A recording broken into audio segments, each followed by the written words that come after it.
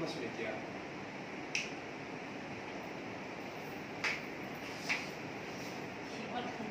এখন ঘৰে এনেকুৱা দিন আহিব বুলি মই কোৱা নাছিলো দেই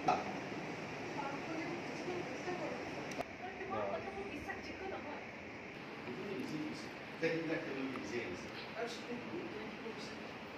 এইবোৰ কথাত আপুনি মাত নামাতিব দুবৰি কোনোবাই বেয়াকে ক'লে বা দুখ দিলে মই মাক মাতিমেই আৰু সেয়া মোৰ অধিকাৰ আছে কি অধিকাৰ মাত মাতিছে আপুনি কেনেকে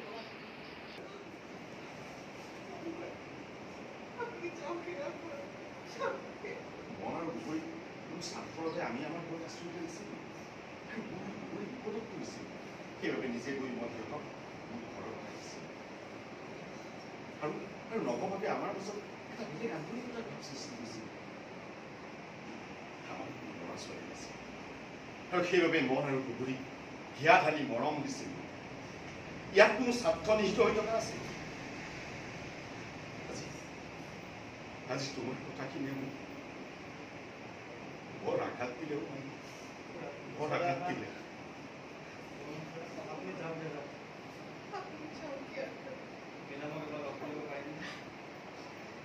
মই মেডামক এবাৰ লগ কৰিব পাৰিম মেডামক মই সুধো যে যদি দুবৰি ইয়াত থকাৰ বাবে কিবা প্ৰব্লেম হৈছে তেতিয়াহ'লে মই নিজে নিজৰ ঘৰত লৈ যাম